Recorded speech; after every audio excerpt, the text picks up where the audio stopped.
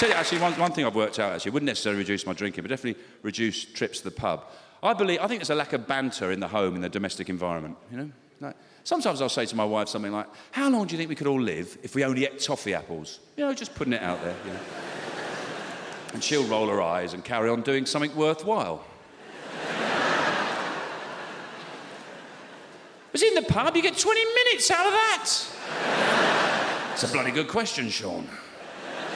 You've got the vitamin, you've got the fibre from the apple, you've got the energy, glucose from the toffee. I wonder if the stick pound up into a paste makes a carb. We had a great one the other day. We were talking about what's the filthiest teaspoon you've ever seen. Oh, what a night. We had to have a lock-in. It was brilliant. At what point does a lager top become a shandy? Who would you rather share a sleeping bag with? This we did the other day. Who would you... You've got a choice, right? You've got one night in a sleeping bag. You've got Ronnie Wood from the Rolling Stones or Jeremy Vine from BBC Radio 2. Ronnie Wood for one, or Jeremy Vine. Any takers on this one? Yeah. Actually, you had a lot better response than the one my wife had. I asked her. She turned her back to me, walked over, looked out of a window, and her shoulders went...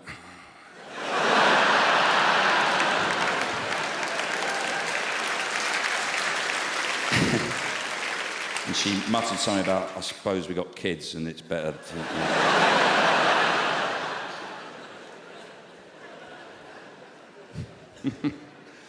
You know. Actually, the right answer, people who said Jeremy Vine, that's the correct answer. You know, a lot of people choose Ronnie. They think Ronnie's a bit of a character, all the anecdotes, you know, a bit of a character. Of course, what they're forgetting is just how bony Ronnie is.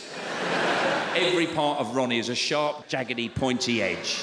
His arse is like a piece of flint.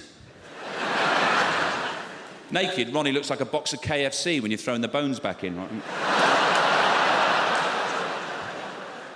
Right? He's held together with bits of chicken skin, Ronnie Wood.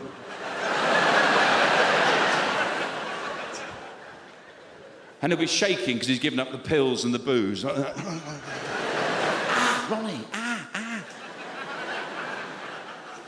Yeah, I've thought about this stuff, yeah. Whereas Jeremy Vine, tedious bastard, dull, boring, pointless man, like a warm column of pissy air. But you get the feeling, when he shuts his eyes, 8 hours, straight through, no bother. People say to me, why are you having a go at Jeremy Vine? I say, because I hate him. Seems a good reason, enough. I don't like Jeremy Vine. I'll tell you why. Because, you know, he does that Radio 2 show, and they have these debates on Radio 2. We're going to have debates today, and they're not debates. They're just ways to wind the country up, make the country an unhappier, angrier place, don't they? Yeah. What? I think that sounded like 8th century Norse.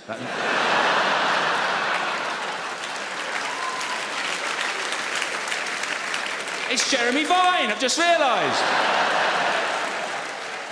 It's Jeremy Vine. He's dressed up as a sort of drunken old mad cockney. I'll sneak in. I've heard about this routine.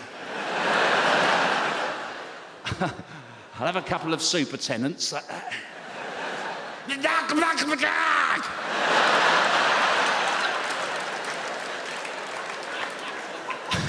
I won't say anything he can pick up on, because, you know...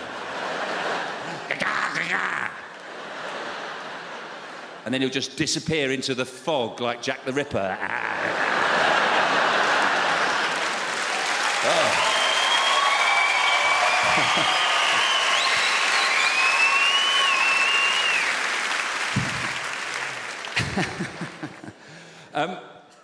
Yeah, you know, the debate. You have those debates on the show, and they don't. They just make the country an unhappier place. It just winds people up. It attracts nutters to phone in. Like, they'll have a debate. They say, today we're talking about sex education. Some people say it happens too soon. Other people say it doesn't happen soon enough. Are they right? Should we have sex education in nurseries, playgroups?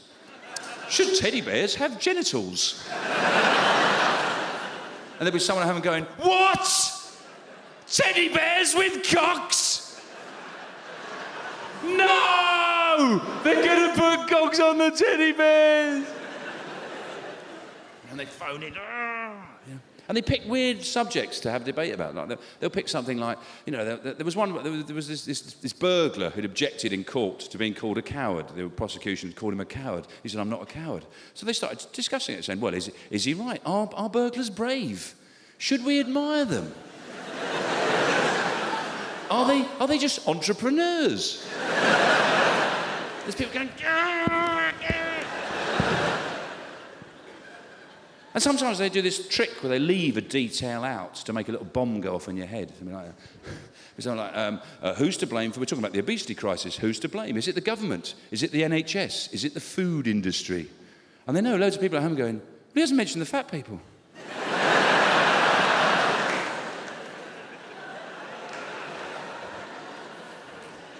Yeah. Today we're talking about binge drinking. Why do you do it? Are you sad, lonely, depressed? Do you have low self-esteem? Do you need alcohol to enjoy social situations? And that's how I burnt my ear.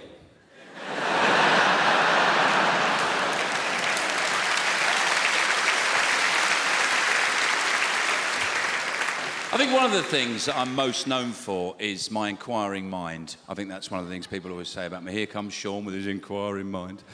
The other day I was watching television. I was watching, those compare the market, compare the meerkat ads. I was watching one of those and I thought, how come that's okay that they've got a Russian, Eastern European accent? How come that's fine? Nobody objects to that. I was thinking, if those meerkats were Chinese, there'd be uproar, wouldn't there? If they came out and went, you want cheaper car insurance? You go comparemarket.com. You bloody idiot. We go, whoa, what are you doing? You can't do that. Or they were Mexican. If you want to compare meerkats, comparemeerkat.com.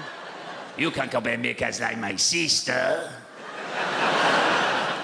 Well, really, meerkats from Africa should be an African voice, shouldn't it? For cheaper cat insurance. Whoa! What do you think you're doing? Stop him now. And the reason that I mention that is because I realised something quite profound the other day. I was at home, I was a bit bored. I wasn't wearing these clothes, I was wearing my normal clothes. I was a bit bored. I started checking the labels on my clothes. And I realised something, like, at that moment, I realised if it wasn't for the Chinese, I would have been naked. Yeah. All my clothes were made in China, everything. Even my pants were made in China, yeah? And they're not like Chinesey pants, they haven't got dragons on them or anything like that. Just an ordinary pair of pants. Then I realised my phone was made in China, my telly was made in China, I've got an IKEA table, I assume Sweden. No, China.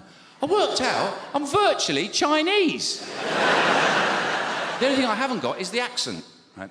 But if I start doing that, going, hello, I'm Sean Locke, people go, what are you doing? Oh, I think, how can I possibly be racist? I bloody love China. I'm obsessed with the place. Ideally, I'd live in a pagoda. Yeah? To be honest, I don't think you can be racist about a country that's more economically powerful than you anyway. In fact, the way our economy's going, soon it'd be racist to do our voices. Yeah. People in Beijing going, hello, I'm from London. They'll go, ooh. Not comfortable with that. And also, I don't think the Chinese are bothered what accents we're doing. All they want to know is how much shit we want. That's all they want to know. How much shit you want? Much as you've got, we love it. Keep sending it over. Can't get enough of it. Okay. Make more shit! You got enough shit yet? No, we just used up that lot you just sent us. Keep it coming. We love it. Bloody hell. Come on, no time for sleeping. Got to make shit for people in West. Can't even make their own fucking pants. Hang on, how are you going to pay for all this shit? We were going to borrow the money from you.